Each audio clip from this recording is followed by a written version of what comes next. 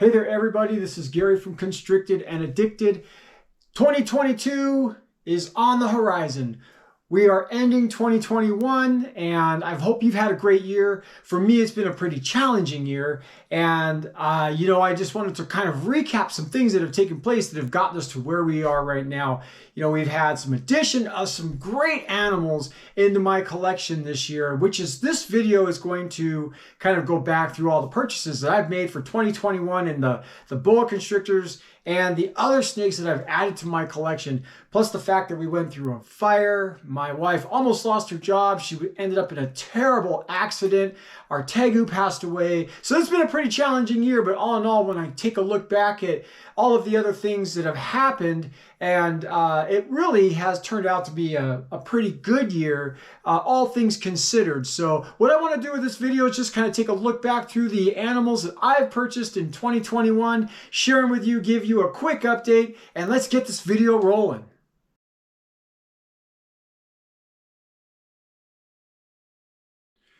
So in 2020, in the end of 2020, I had purchased a Suriname boa constrictor that I was really researching on and wanted to add to my collection.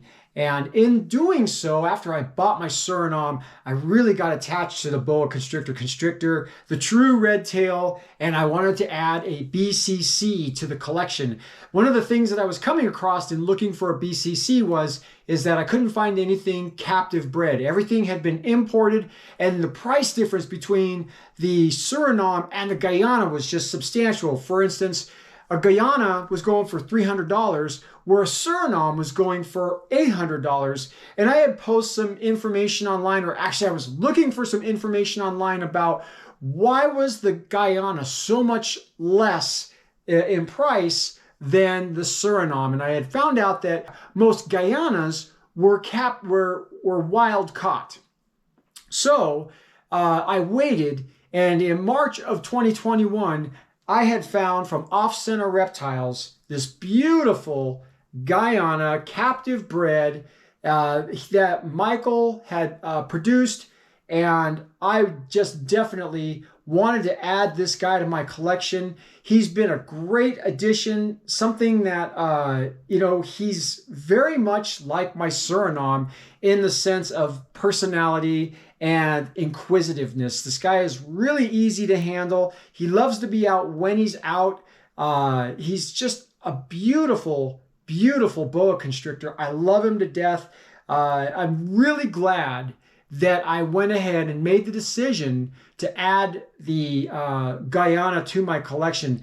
There's a significant difference to me between my Suriname and my Guyana. And a lot of that, I think, may have to do with the fact that this is an F2, which means that his parents were F1, which means that I believe they were a generation of wild caught. Wild caught, then F1 is the generation after wild caught, and F2 is the second generation after wild caught.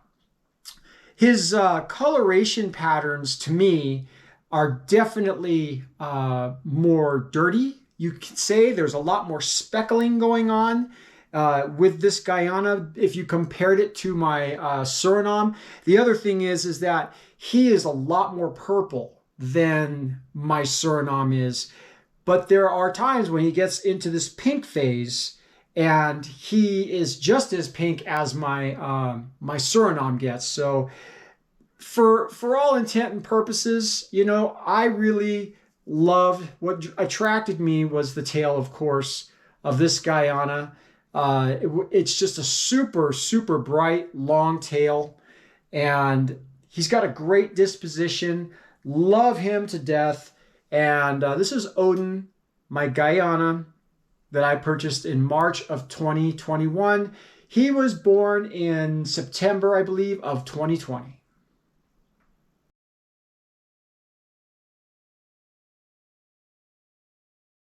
'21 also saw the addition of this beautiful Peruvian long-tailed Boa Constrictor longiquata to my collection.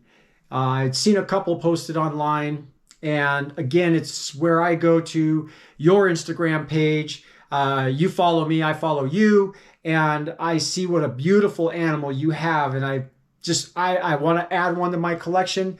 That's how I got this guy right here. I saw some beautiful BCLs posted on Instagram and I wanted one. Now there are different types. Mine is just a bare bone, no added morph to it.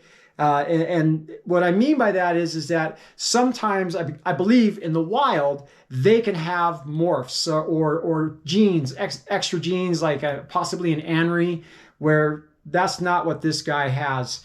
He has got, as far as I know, and I got him from Living Legless. Travis at Living Legless sold him to me. He's just a bare bone Peruvian. We didn't really even know anything about the lineage of his parents other than Travis had them and they were super, super dark. And I'll tell you what, since I've gotten this guy, he has gotten some serious color to him as far as the silver that is growing on the side of his belly. His saddles are getting super dark. He's just really turning into a beautiful, beautiful boa constrictor. And this guy right here is actually for sale. If anybody is interested in purchasing this BCL, he is for sale on my friend's Morph Market page. It's called Herpnasium, and he is listed there. So I have some different plans coming into 2022, and it is a reduction of some of my boa constrictors. This guy right here is a beautiful, very easy to handle boa that, as much as I hate to sell him, I'm going to go ahead and make him available. And so if anybody's interested in purchasing this boa constrictor, just go to Herpnasium on Morph Market, and he is available, and we'll get you taken care of.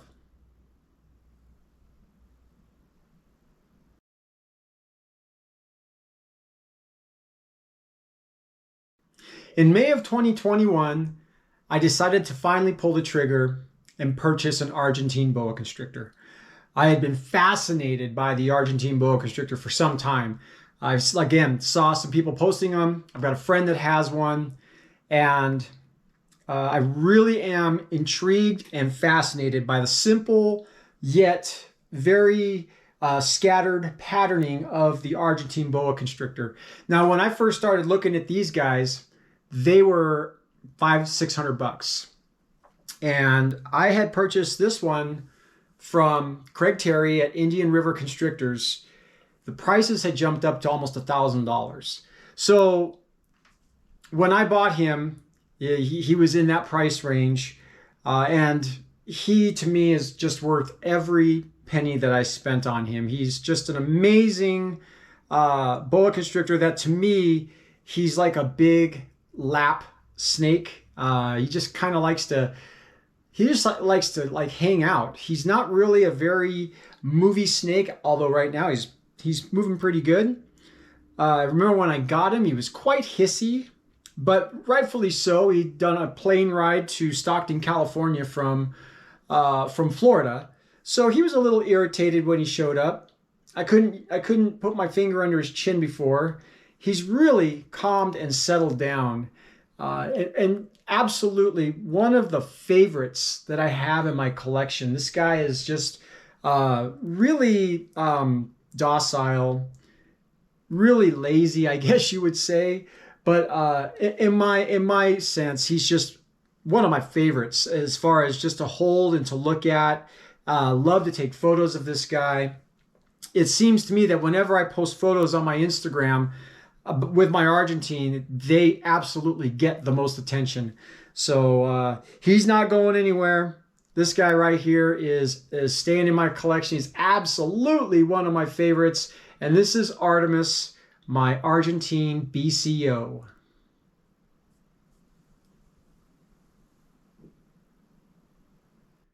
In August of 2021, I was fortunate enough to pick up this Super Ghost Paradox boa constrictor from my friend Leanne from Herpnasium. She actually picked this snake out for me, so I was just blown away at, first of all, that, you know, here's a snake, it's Paradox. Beautiful, beautiful boa constrictor. And that she would make this snake available to me rather than keep it.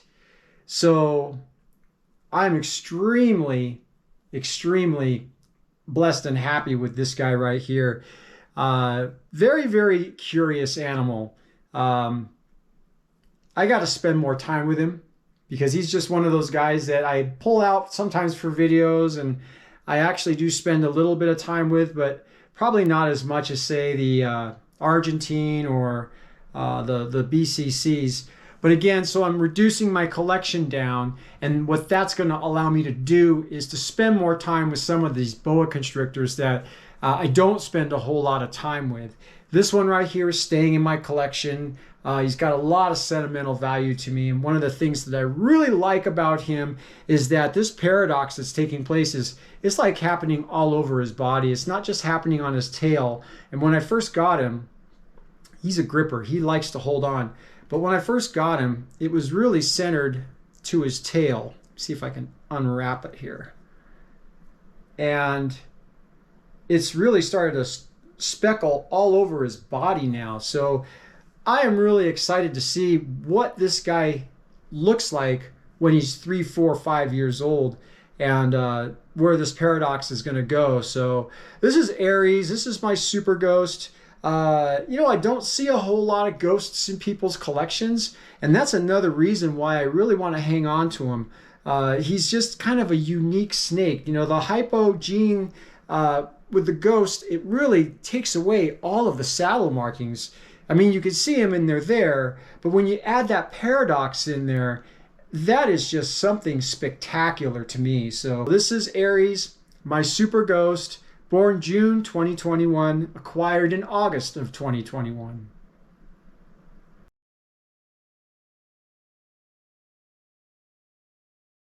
Now here's a beautiful little guy that I got in September of 2021 that I had purchased just before we went out on tour with Soulfly. This is my VPI boa constrictor. He was born in June of 2021, and he was purchased from John Chausmer. Just again, a beautiful, beautiful boa constrictor. Has some great saddle definition, and the VPI and the tail that really enhances the red coloration. It's amazing. And this guy right here is only going to get more defined and more beautiful with age. He is one of the boa constrictors that I'm going to let go of, rehome, and hopefully let somebody else have the pleasure of raising him and seeing him into a full-grown adult. I made a list of snakes that, I was okay with rehoming, and he made the list. So again, if you're interested in purchasing this VPI here, he is on Herpnasium on Morph Market, and just go ahead and ask Leanne if you have any questions, and we'll get you taken care of. But he's a beautiful boa constrictor. He's a little bit herky-jerky. He got my attention a little bit, but he needs to be handled more for sure. I don't spend the time with him like I should, and again, that is the reason why I want to reduce my collection. So this is my VPI boa constrictor, produced by John Chausmer. Just a beautiful, beautiful boa, and if you're interested, Herpnasium on Morph Market.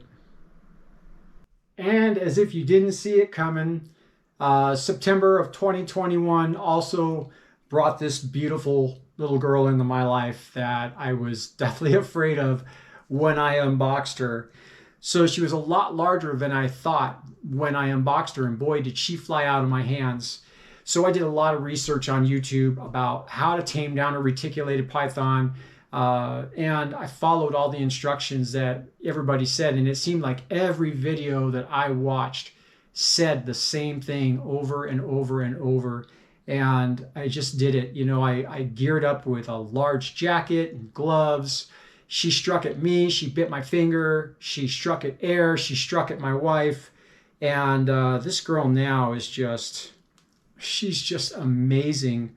And the thing that I'm learning about the reticulated python is that they definitely require attention.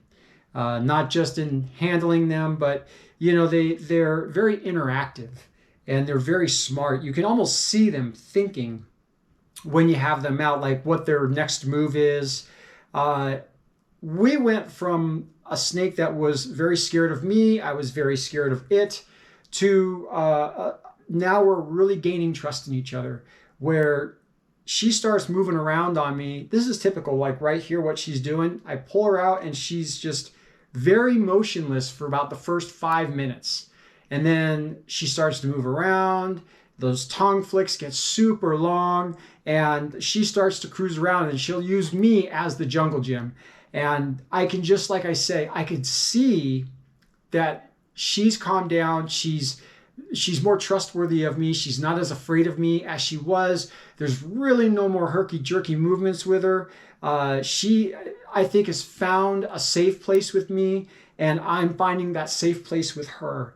And it's really got my attention driven towards wanting a couple more of these animals. And the reality is that I may not get another retic like her. She is just amazing.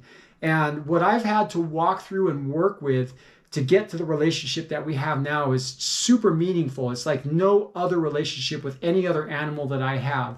So that is the reason why I am reducing my collection of snakes down to where it's a manageable amount, where I can spend time with retics and spend time with boa constrictors. There are some boa constrictors in my collection that I just will not let go of.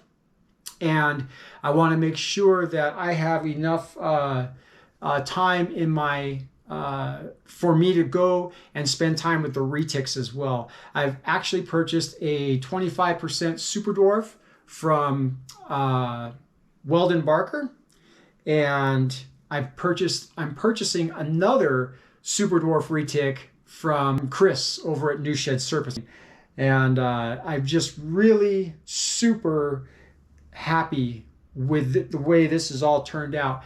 Like I said, she will start crawling on me. She goes up into my hair, and she has definitely found a place where she doesn't feel threatened by me anymore.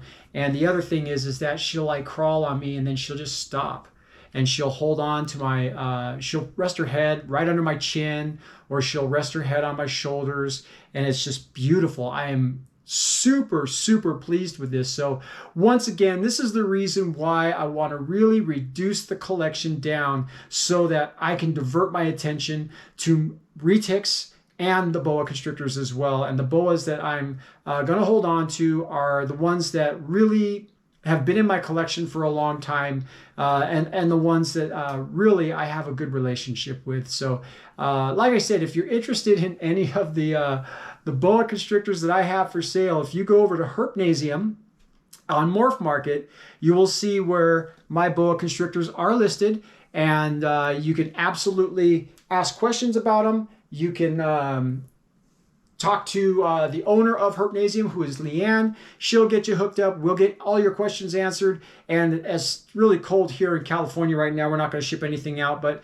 as soon as they are ready to go, we'll get them shipped out. If you have any questions, hit us up. So you guys, thanks a lot for watching. There's some big plans for 2022. Like, I have some interviews coming up.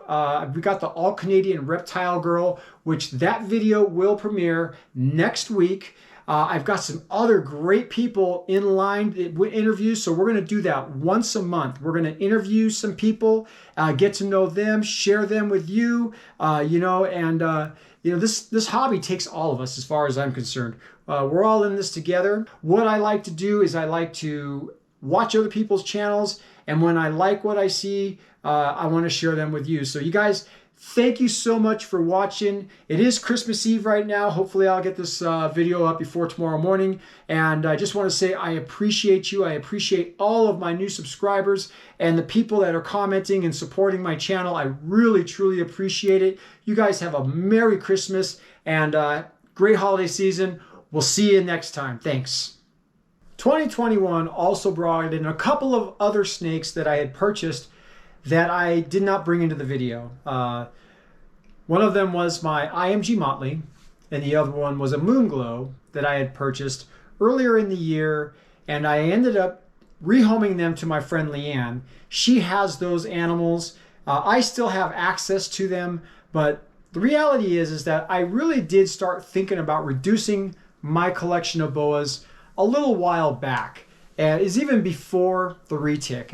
What I was experiencing is that I was a lot of times, I handle my snakes all the time, but there are days when I wouldn't handle any snakes at all. And when you've got as many snakes as I do, and I know that there's a lot of people out there that have more snakes than I do, I was just feeling bad that I felt like some of these animals were not getting the same amount of time that I was giving other animals. And sometimes they were getting held once or twice a week, and it really started to show up when I saw them getting fed maybe once or twice between feedings. So that's when it became apparent to me that I really needed to do something different with my collection.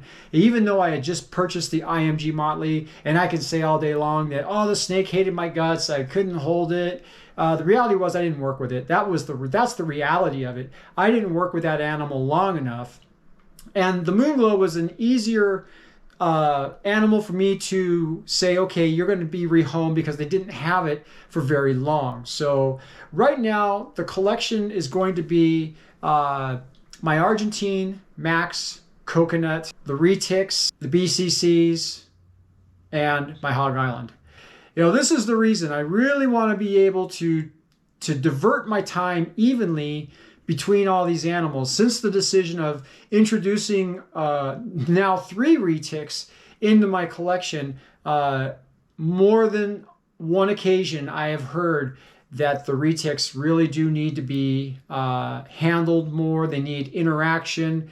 I'm willing to do that. And then there's my boa constrictors that I want to hold on to and keep. So that's where I'm at with this, guys. And thanks for watching.